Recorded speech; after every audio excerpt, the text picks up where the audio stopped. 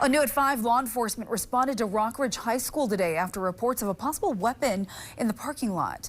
According to Virginia PD, there was a report about a student with a possible firearm in the school's parking lot. Multiple agencies responded and followed safety protocols with school administration. Officers found that the report was made after a student posted an image on social media, which authorities say was fake. Virginia Police Department is investigating the incident.